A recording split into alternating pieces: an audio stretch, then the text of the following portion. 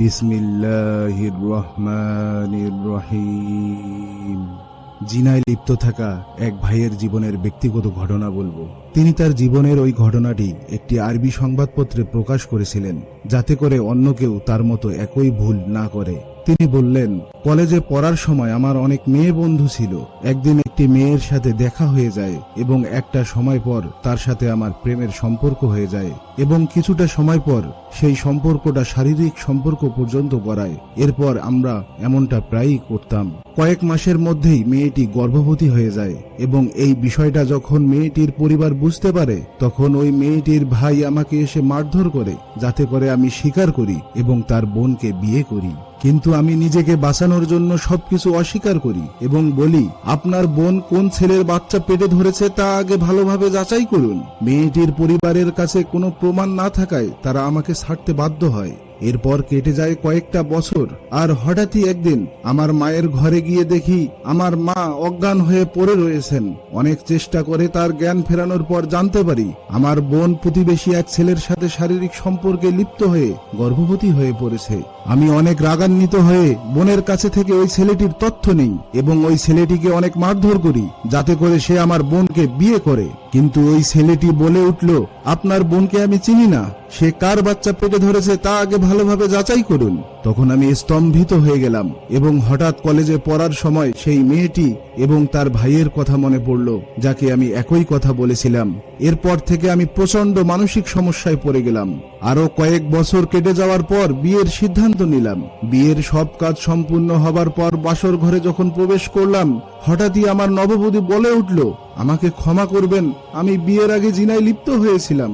নববধূর মুখে এই কথা শোনার সাথে সাথেই আমি আল্লাহকে বললাম, ইয়া আল্লাহ, যথেষ্ট যথেষ্ট হয়েছে, আমাকে আর কষ্ট দিয়েন না।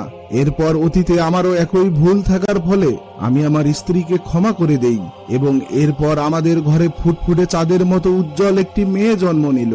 আমার মেয়ের বয়স যখন 6 বছর, তখন হঠাৎ সে একদিন কাঁদতে কাঁদতে ঘরে আসলো এবং জানতে পারলাম বাড়ির গার্ড আমার মেয়েকে ধর্ষণ করেছে। আমার প্রিয় ভাই ও বোনেরা, গভীরভাবে বোঝার চেষ্টা করুন। গল্পের শুরুতে কলেজের ওই মেয়েটির একটি ভাই ছিল। সে তার বোনের জন্য কষ্ট পেয়েছিল এবং সর্বশক্তিমান আল্লাহ কলেজের ওই ছেলেটির বোনকে একই শাস্তি দিয়েছিলেন। পরবর্তীতে কলেজের ওই মেয়েটির স্বামী থাকবে, যাকে আল্লাহ তার স্ত্রীর উপর পরীক্ষা করাবেন, এবং কলেজের ওই মেয়েটির একজন বাবা ছিল, যার হৃদয় ভেঙে গিয়েছিল তার মেয়ের জন্য। তাই সর্বশক্তিমান আল্লাহ কলেজের ওই ছেলেটিকে তার মেয়ের মাধ্যমে ছেলেটির উপরে শাস্তির ব্যবস্থা করলেন। প্রত্যেক মানুষকেই তার পাপের শাস্তি দুনিয়াতেই ভোগ করতে হবে।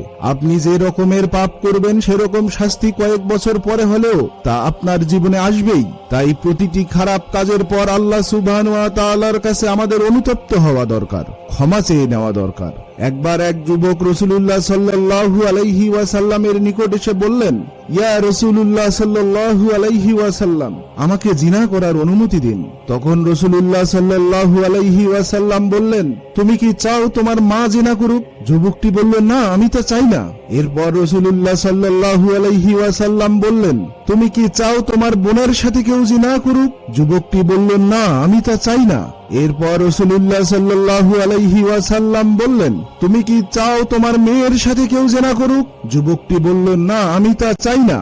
তখন রাসূলুল্লাহ সাল্লাল্লাহু আলাইহি ওয়াসাল্লাম বললেন, একইভাবে ছেলেরাও তাদের মায়ের জন্য, বোনের জন্য, মেয়ের জন্য, খালা ফুফুদের জন্য তা পছন্দ করে না। ইসলামে জিনা এত বড় একটি পাপ, যদি কেউ তওবা করে এই পাপের ক্ষমা না পায়, তবে তাকে দুনিয়াতে শাস্তি ভোগ করতে হবে এবং পরকালেও থাকবে অবর্ণনীয় আযাব।